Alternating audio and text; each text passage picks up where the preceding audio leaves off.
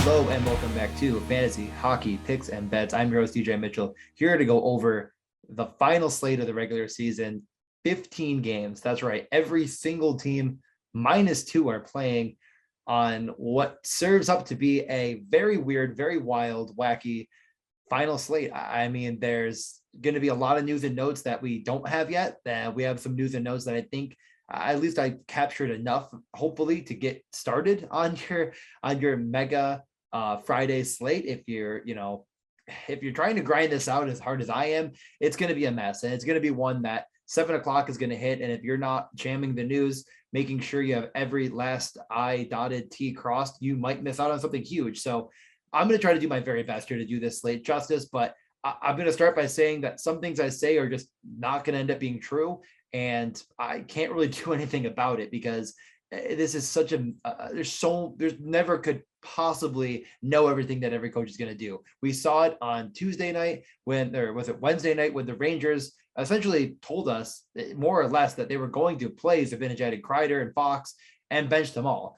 The coach kind of alluded to the fact that there would be a surprise in store, and it's like very cool of you. Like, glad that you did that. Although it did help some of us that were grinding that edge get a very, very favorable Montreal price. I got it at like, I think plus 190, and it dropped to like 150 immediately. And I saw the news, bet it right away.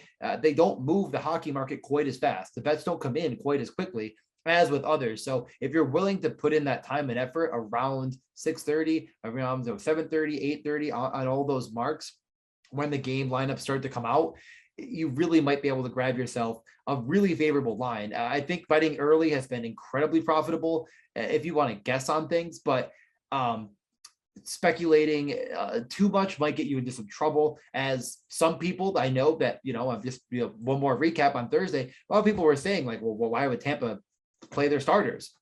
They only need 1 point to clinch third and not have to play Carolina in round one. They put everyone in. I mean, it's not crazy. I'm not expecting them to go, barring they beat Columbus, which they should on Thursday. So we're going to get into that, though. I'm just saying we're not going to know everything for sure, but let's use what information we do have and let's get into this slate, try to attack it, because I think the earlier you place some of these bets, the better. And then others might be worth waiting. So I'm going to do my best to try to cover all that, but some of this is going to be guessing. The first game we have is one that I think is of note. It's Columbus at Pittsburgh. Columbus is a massive, massive underdog at plus 260 on a back-to-back against the Penguins. I do think this is the spot where the Penguins will be playing their guys. They still need to, not that, that it's not over yet for them, more or less. So right now, the Penguins are at 101 points and the Capitals are at 100, and the Penguins will have one more game to play. If Washington does lose, Penguins would still need to win to secure this spot. So basically, if Washington wins out, they'll take over the third spot in the Metro, avoid playing Florida, and instead be playing the Rangers. So basically, you're playing the Florida Panthers or the New York Rangers. I think that's meaningful enough because no matter what, the Penguins will try to win this game. So I think they're going to play everyone. I'm not going to be betting this game. If we get news before game that they are benching players, we're going to go from there. This game will set up very nicely for the Penguins to dominate. It's a huge spread. I wouldn't mind parlaying this. I do feel like this is enough for me because Columbus is missing so many pieces. Essentially, Werenski, Laine are done for the year. No, Boqvist, who isn't, a make or break type of guy. He's not a guy that you're gonna lose sleep over missing, but is at least good enough to be a starting defenseman in the NHL for sure.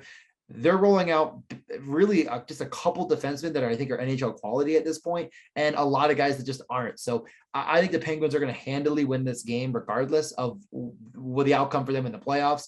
And I think they're going to play their guys. I could see them as a really good DFS stack. I am a bit hesitant to want to jump on too many props because they're going to be pretty priced out of consideration.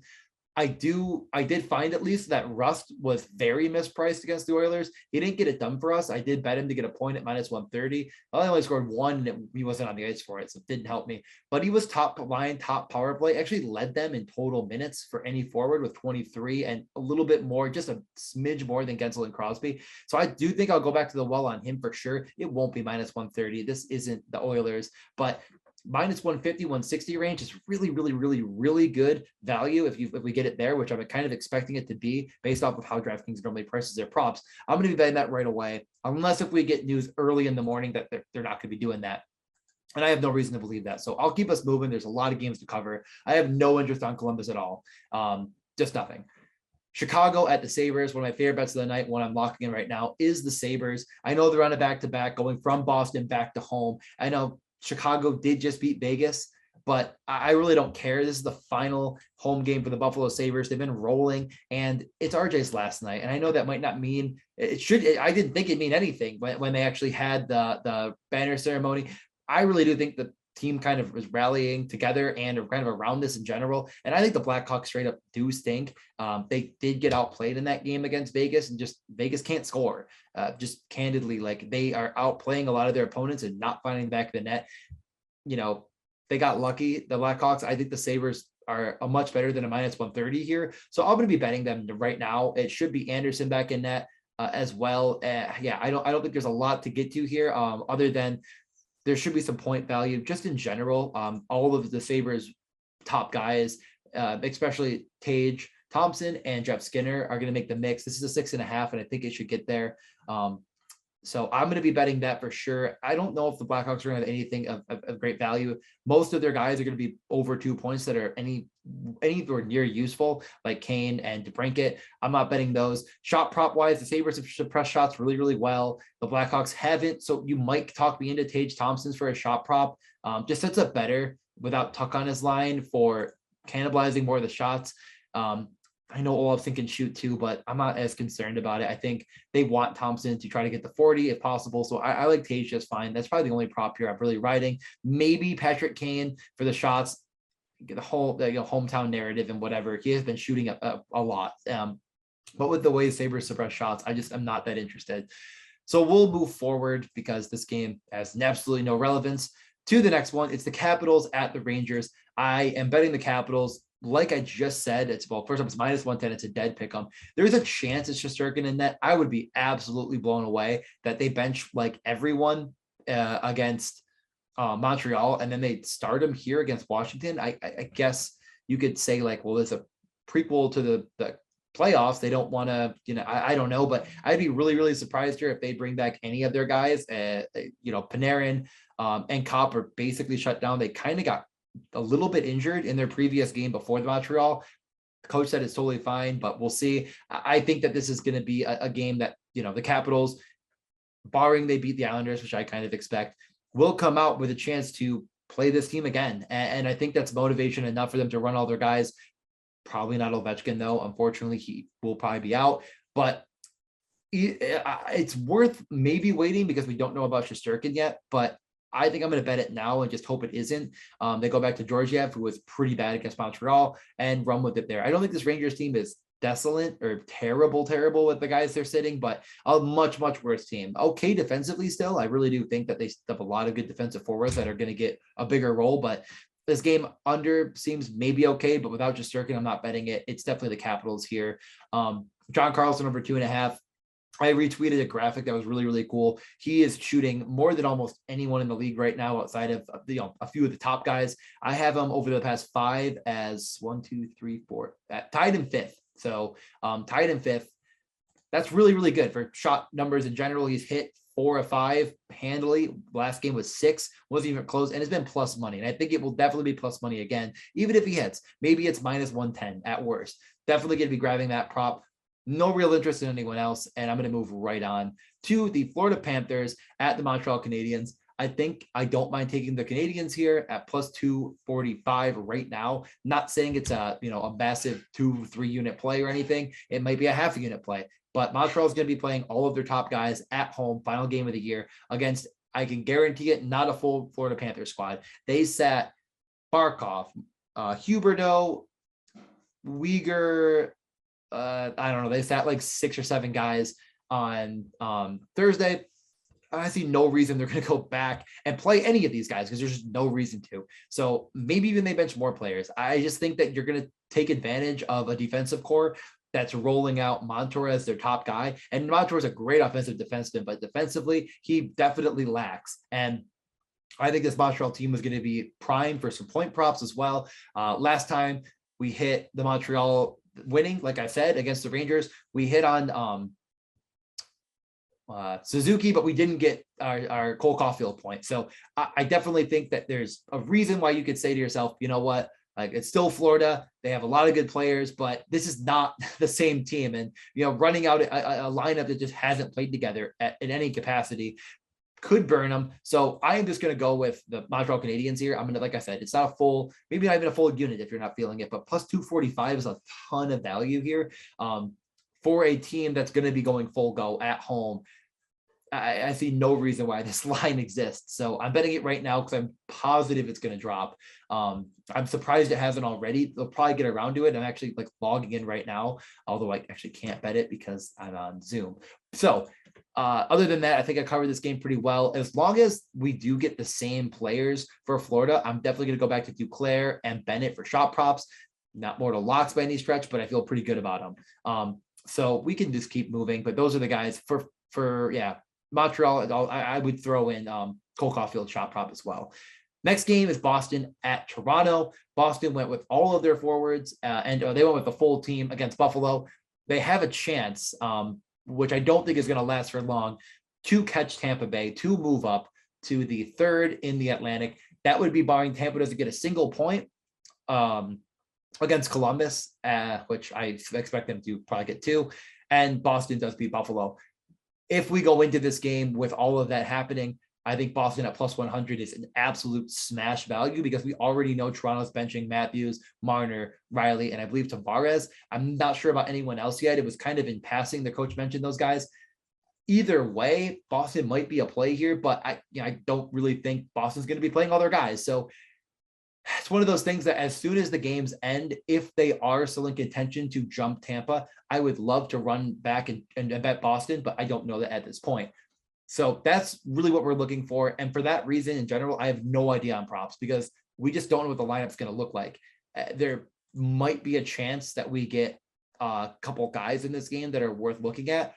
But at this point in time, I'm kind of just thinking it could be like a DeBrusque maybe, but I have no idea. I don't want to completely guess. If Boston wins and Tampa loses on Thursday, I would run and try to bet Boston as close to plus 100 as you can get it. Because I definitely think they could take care of business against a Toronto team missing 4 or 5 superstars. But we'll just move forward because we don't know yet. That brings us to Tampa at the Islanders. Again, this is almost the same situation as I just talked about. Tampa gets a single point against Columbus and they clinch. I cannot imagine a scenario where they're going to play most of their starters. So the Islanders immediately become a really good value at plus 165. The only thing that could get in the way of that is who traveled with the team because, well, they're in Columbus going to New York Islanders in Belmont. I think still, regardless, those 6 guys, if they can, they probably brought more on the trip. I didn't really look into it too much, but we'll keep an eye on it. It's something that I feel a little bit more fringe about comparatively to Boston, who would almost definitely bench guys once it's set in stone because, yeah, why wouldn't they? Tampa, on the other hand, on the road might be a little tougher. So we'll see, but I can't imagine they can't figure it out. So I will bet the Islanders if Tampa gets a point, nothing to play for, the season's over. I'll probably just bet the Islanders right away. The Islanders have been a point nightmare overall. I don't really have a lot of time for them here against Tampa. I'd have to get confirmation that multiple guys are out. They did return Brock Nelson. They lost one of their guys to a non-COVID related injury or sickness. I cannot remember off the top of my head. I'm trying to figure it out quickly. It probably doesn't matter because I'm not that interested in this team in general. So yeah, I do think that this is a game that is really going to come down to the news. Tampa's been absolutely on fire. Stamkos and Kucherov have I believe it's 17 points combined in their last 5 games or something ridiculous. You can just look at their game logs and you'll see. I don't need to give you the exact numbers. Absolute tear. I don't know if they're going to play here though, so I can't quite in good conscience give you anything. I do think it's going to be Sorokin in that as well. The under here feels really, really good, especially if Tampa's benching their players. Under 5.5 already is going to set up nicely because frankly, these teams are not terrible defensively and Sorokin is going to be a net. So the under 5.5 is probably the easiest bet. if you're feeling squeamish about taking the Islanders against Tampa, and I get it. But I probably will end up with the Islanders as soon as Tampa secures the third spot in the Atlantic. So we can move on to the Vegas Golden Knights at the St. Louis Blues. Now, boy, another game that's going to be a bit of a toss-up. Did not see much news out of St. Louis. It kind of sounds like, and here's the weird thing about St. Louis is really like, what's their goaltending situation? Because like, you can't imagine they wouldn't go with Husso in the playoffs, but it's projected that he's going to start here is what I've seen at least. I don't think they ran a full practice. I'm trying to scroll right through really quickly. Everyone skated today. There are injured players who will not play tomorrow. That's all the coach said. Yep. Krug, Prieko. Yeah, I don't know for sure. They ran full lines in practice.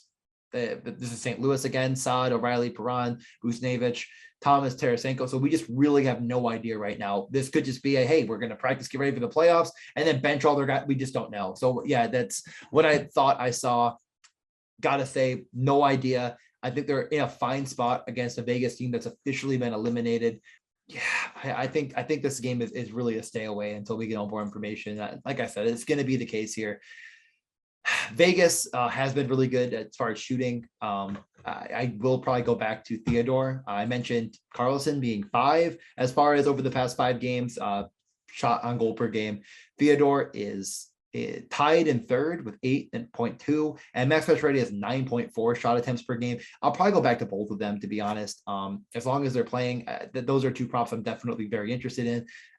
We'll see what happens. I get fading this game entirely, though. I probably would be okay with it. The under is plus money, but at 5.5, I kind of feel like it, the way Vegas is unable to score, but maybe their regression all hits in one spot. So I think this is a full fade, and we'll just keep moving because we still have a lot to cover. Calgary is at Winnipeg. Calgary is potentially, we're just probably going to get the news in a minute here, supposed to be going full go with Markstrom in net in their second to last game against Minnesota. Now they're going to Winnipeg, and I guarantee not playing Markstrom. I can't imagine they play really anyone for that matter, but man, this team is rolling right now. Maybe they just don't do it for some reason. So I am probably going to end up betting Winnipeg. You know what? Honestly, I say that, but am I really going to do that to myself? Boy, I think this is a weighted out one because just Calgary has been so good. If their coach does decide, and it's Daryl Sutter, who is real old school, and maybe he's just like, yeah, I'm not benching anyone because I'm an old guy. So yeah, I think you have to wait this one out. Honestly, you just got to know for sure that they're benching guys before you bet it, because I'd be very not shocked at all if Daryl Sutter decides I'm never benching a player, because again, he's a very old guy. The over 6 feels really strong here. Winnipeg games often set up for an over bet. I know they just had the shutout, but that was not against Calgary, that was against Philadelphia. And I don't think that's going to happen again if Calgary goes with all their guys. So this one, it is going to be a bit of a weighted out, but I don't think it's one that you have to worry that much about until we get lineups, and we should get them. Winnipeg, first off, great at getting their lines out. Calgary, the beat reporters are also pretty good. I bet we have it by noon Eastern time tomorrow, and we'll know where to bet from there. As far as shot props are concerned, I'm probably going to go back to the well on Kyle Connor, who did hit over 3.5. It's probably going to be plus money here. And he shoots really like no one else when healthy. And he's finally kind of get back to that full go. He looked really good with Dubois. I think this is a team that disappointed, and they're trying to save face at the end of the year. I don't think they're going to roll over in this spot. I'm not going to bet the money line. I think the over 6 is totally justifiable. It does set well with the math, but I know a lot of math gets thrown out the window this late in the year. And just go with the Connor shots. There's really no one on Calgary that instinct, like it just pops off the page to me. Let me just kind of sort by just them real fast just to see if anyone's jumped up. Nah, Hannafin's the only one. You barely can find his shot prop anywhere. He's shooting about 6 attempts per game over the last 5. I've been really keying in on it, but not finding him on many of the books. And for Winnipeg, I think it's just going to be Connor and Ehlers again. But yeah, Connor about 6 attempts over the last 5. That feels like really a nice spot that he could hit here.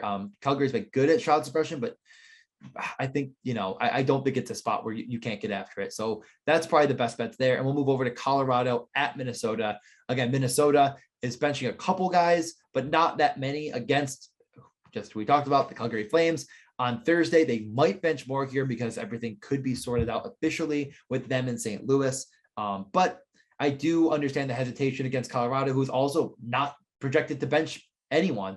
They're returning Rantanen into the lineup even, it sounds like, for Thursday. So Colorado going for the President's Trophy sounds like they're kind of all the way in on it. Yeah, I think this is a spot where you could really talk me into almost anything. I think that, let's check in really quick. Yeah, Minnesota is got a chance. Yeah, if they win on Thursday, then they would take over second and basically lock it up. So this might be a spot where they are completely done with it. We'll know when we get there. Minnesota plus money. Yeah, I don't think you bet the money line here. I kind of highly doubt. Man, this is, yeah, I guess Colorado is really just playing for the President's Trophy. Most points in the league is all I could think of. And they would have a chance at it if Florida loses on Thursday. So I really don't know what to say. It feels like one of those situations where there could be a scenario where both teams put out all their guys, and there could be a scenario where they bench all their guys. The under 6.5 is going to definitely be highlighted in the math. Minnesota has been really good at smashing shots. Colorado's been okay defensively. They return Taves to the lineup. That helps them, and they really haven't been scoring. So I think the under 6.5 is my favorite here, because even if all the guys are a go, I still think it sets up nicely for the under.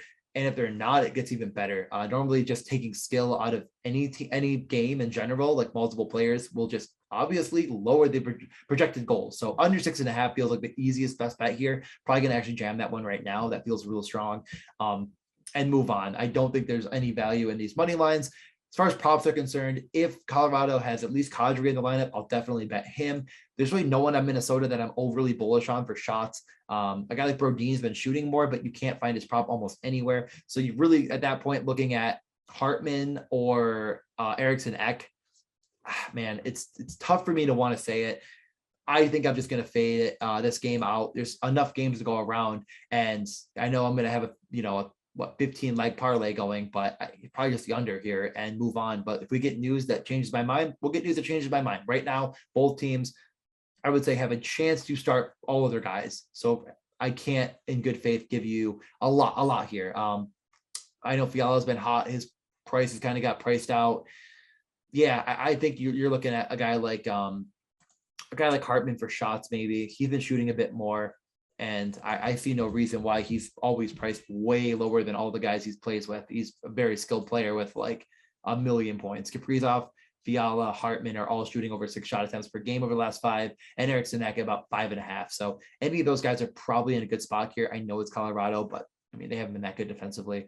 So we'll move forward to Anaheim at the Stars. The Stars did clinch that final spot in the playoffs over Vegas, but if we pull up the wild card, them in Nashville, Nashville playing Colorado as I'm recording, Nashville wins. They will take back over the 1 wild card spot, which would play Calgary instead of Colorado. I do think if there's a chance to move up in the seeding, they're going to go for it. So I kind of expect this to be a full go Dallas team. Maybe this isn't. We have no news right now to indicate either way. The under is probably going to be highlighted here. Really, Anaheim should get kind of boat race as long as Dallas is a full go. This Dallas team is not great, though. I really don't see a reason to bet them. They lost Arizona. I mean, that's just about in a game they needed to win to get into the playoffs. They lost Arizona at home in overtime. I mean, not a good team. Not a bad team, but not a good team. And for that reason, I'm probably out on this game.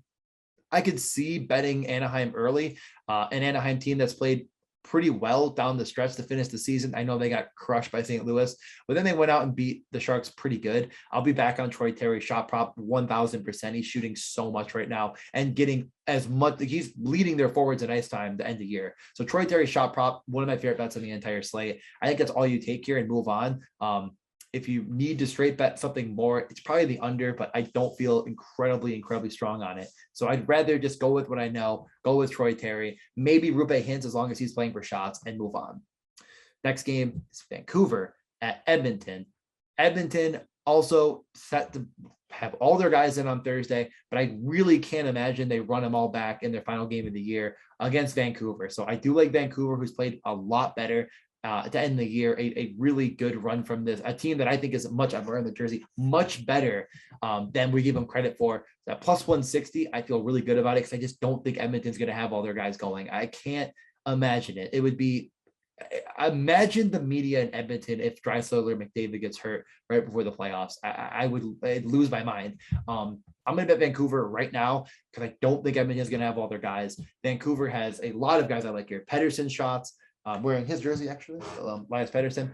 Buster shots, maybe Garland, but he did get moved off the top power play. And then Besser Point, very, very easy for me to put him in the mix. And Pettersson too, but his points a little bit closer to that minus 200 range is where I kind of just get off of it because it's just not enough equity to feel really good about it. So yeah, I think that's really all here. I have no interest in Edmonton. They're going to be benching all their guys, no interest.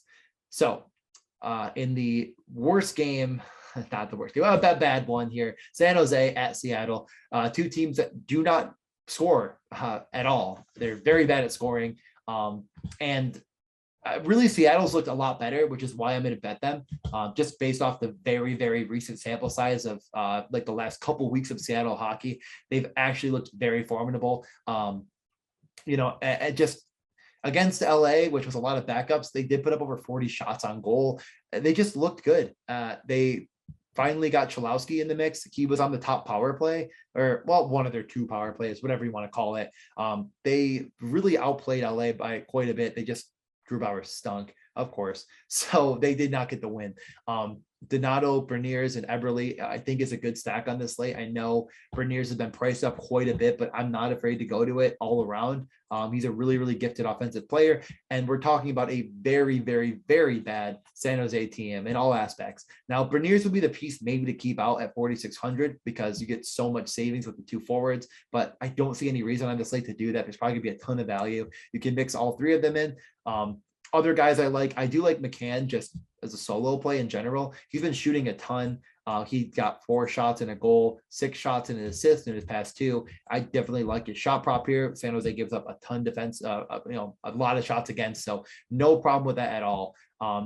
I don't have a lot of interest in San Jose. Seattle's been good at shot suppression, but I might go back to Timo Meier just because he shoots more than almost anyone else in the league on the season, outside of guys like Ovechkin. But there's really no one else I'm at all interested in. I know Seattle gives up goals, so you might look at the point props and feel a little bit of something. But man, like trying to bet on San Jose to do anything you want is a real tough one.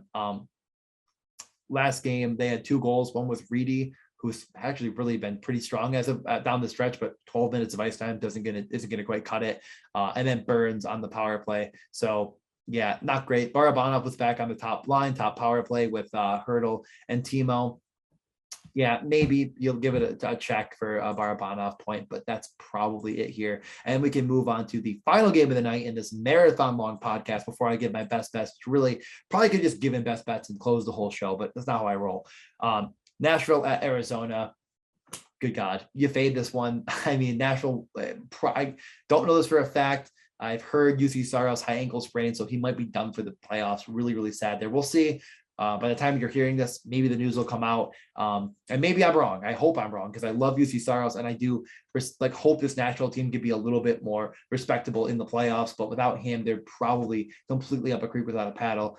So yeah, I think that you just fade this one. I know Arizona's played well here, and final game of the year at home, a team that's been beaten up pretty bad. They had a really good showing to get it done against the Stars, but I just don't think I could, in good faith, ever tout the Arizona Coyotes, even at plus 230 at home against Rittich, or probably it's probably Ingram. So I think this is a full fade in every capacity. Nashville, like I said, might have something to play for. And if that's the case, I will be probably betting Forsberg's shot prop. That has been really, really strong. I know, bury the lead, I guess. Let me just pull up again over the last 5 games, and I'm using 5 games. Normally I use 10 or sometimes even 15, but I'm using 5 because there's been so many changes down the stretch that I really want to try to give more recent up-to-date trends.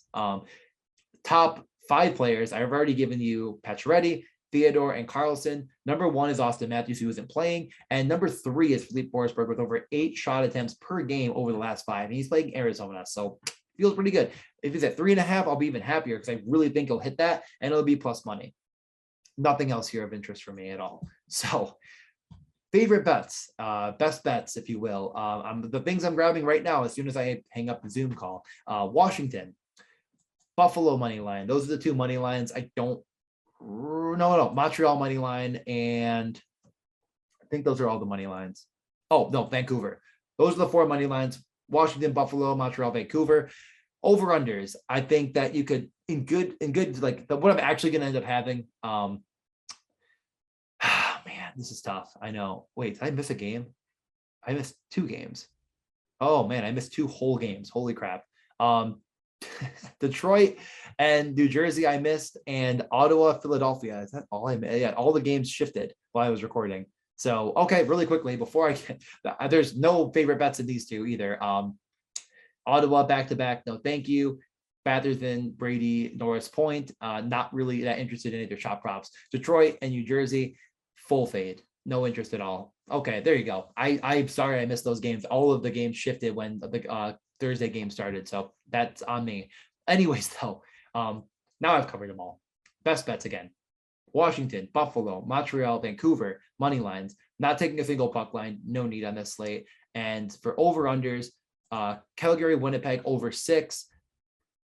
Where's that game again? Colorado and Minnesota under 6.5. I'm probably going to read out the best by the math.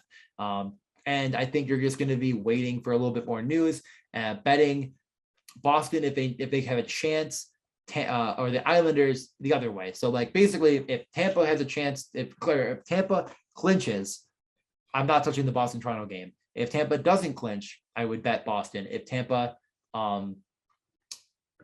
does, then I'm betting the Islanders. I know that's a lot of confusion. Pull it up and you'll see what I mean. And that's going to do it for those props. I'll definitely post tomorrow. I feel like it doesn't really do it service to say them all, but there's, Carlson, John Carlson shots on goal, Terry shots on goal are going to be 2 of my favorite. Besser for a point and McCann shots on goal are probably going to be the best of the best. And I'll post a whole ton tomorrow. There's a ton of games, so I'm going to have way too many bets. I'm going to get you out of here. Sorry for missing those 2 games. I'm glad I got back to them and circled back. That's I can't even describe what happened on my screen. I'm going to get you out of here, though. Enjoy your Friday. A lot of bets coming to you tomorrow. If you enjoyed the show, rate, review, all that stuff. But before we go too long, thank you again for a wonderful season. I will at the very least have playoff coverage on the Morning Skate podcast. I don't know on here. I think so. And we'll talk soon. Enjoy your summer. I'm doing my first golf tournament, which I'm going to hopefully do well in. I'm not that good, but I'm okay. Next, a week from Saturday when you're listening to this. So very excited. Enjoy your summer. If you don't hear from me again, and follow me on Twitter at DJ_Mitchell94. I'll be giving you bets all playoff long. I love the playoff betting. That's my favorite time of the year to bet. I think you get more value than anywhere else. Thank you again, and we'll talk very soon.